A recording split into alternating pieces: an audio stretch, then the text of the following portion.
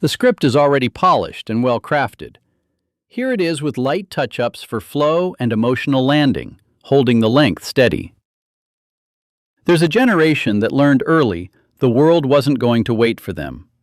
That if you cried, there wasn't always someone on the other side to hear it. That if you fell, you got back up before anyone noticed. That if you wanted more, you'd better go get it yourself. And the strangest part is that you didn't experience that as trauma. You experienced it as normal, as just how life worked. You were born between 10 years of 7-11, and 9th Psychology has spent decades studying what that childhood installed in you, a way of moving through the world that today is as admired as it is misunderstood. They called you the Latchkey kids, children 7, 8, 9 years old, who came home from school, pulled out a key worn on a string around the neck, opened the door, and for the next 3, 4, 5 hours were completely alone. No one to ask how your day had gone, no one to make you a snack. Your parents were working, or one of them just wasn't there. Divorce rates shot up through the 70s. Millions of kids grew up in homes where adult supervision was, at best, occasional. It wasn't the exception, it was the norm. And psychologists started asking, what does that do to a brain still forming? The answer surprised them. Faced over and over with problems it had to solve alone, the brain develops something researchers call self-regulation, the ability to manage your own emotions, your own impulses, without depending on anyone. The brain learns that it can, that it doesn't need permission, that the one who solves the problem is you. It sounds good, and in part it is, but it came with a price you're still paying. Because when self-sufficiency becomes your identity, asking for help stops being an option and becomes a threat to who you are. It's not that you don't want to ask, it's that your brain reads the act of asking as an alarm. Children who grow up with their emotional needs unmet develop what psychologists call an avoidant attachment style. They disconnect from their own needs because expressing them never got them anywhere. And in adulthood, that becomes an almost physical resistance to depending on anyone. Here's what few people say out loud. That allergic reaction to asking for help doesn't come from strength, it comes from fear. From the fear that if you ask and no one's there, the fall will hurt worse than if you'd never expected anything at all. You learned that at 8, and you're still running it at 55. There's something else that defines you and almost always gets read wrong. People call you a skeptic, someone who never lets themselves get too excited, who half expects things to go wrong, even when everything looks fine. Your kids notice it. Your partner notices it. But psychologist Julie Norem spent decades researching this exact pattern, and she found something more interesting than pessimism. She called it defensive pessimism. Before something important happens, you picture the worst-case scenario. Not to freeze, to get ready. So if things go badly, the blow doesn't catch you undefended. You're the person who checks 3 times that the keys are in your bag, who, when your boss says, "We need to talk," has already run through 4 possible reasons, 3 of them bad. That isn't anxiety.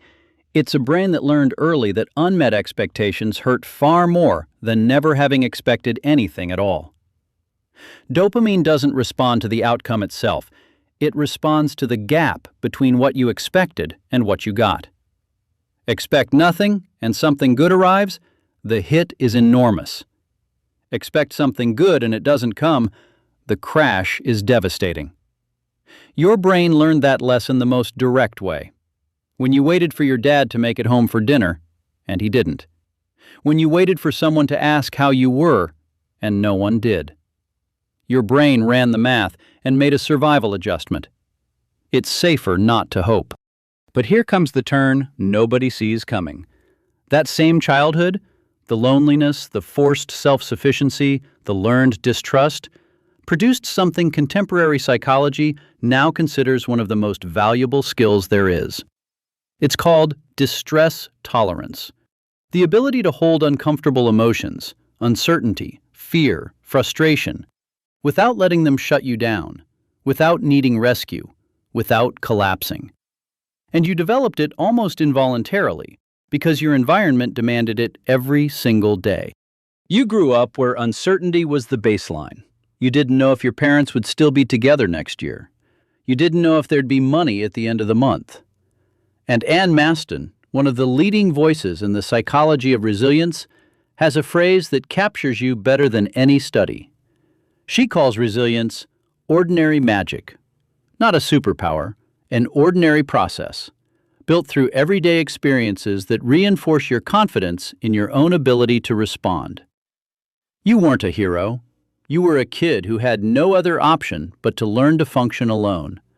And that turned you, without your ever knowing it, into an adult with a capacity to absorb hardship that psychology has spent decades trying to understand. But there's something nobody tells you.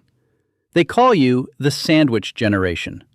On one side, aging parents starting to need help.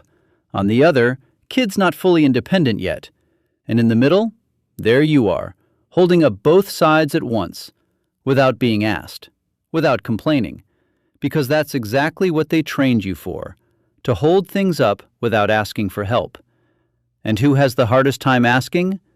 The person who learned as a child that asking gets you nowhere. So here's the question you almost never ask yourself, and maybe it's finally time. That independence you carry with so much pride, is it real freedom? Or is it armor built by a 9-year-old who came home one day to an empty house, felt something they didn't know how to handle, and decided it was safer never to need anything from anyone again? Only you can answer that. Because there's a difference between being strong because you chose to be and being strong because you never let yourself have another option. There's a difference between the independence that makes you free and the independence that isolates you without your noticing. You built something extraordinary out of a childhood that was hard, in silence, without recognition. That's real. That deserves recognition. But it also deserves the question, what might have been possible if, on top of learning to function alone, you'd also learned that needing other people isn't weakness? If you're from this generation and listening right now, you don't need anyone to tell you you're strong. You already know. You've always known. But maybe, just maybe, it's finally time to let yourself have this too. That every now and then, it's okay not to carry it all. That asking for help doesn't mean the system failed. That needing isn't the opposite of being strong. That the same resilience you built to survive can now, decades later, go towards something more.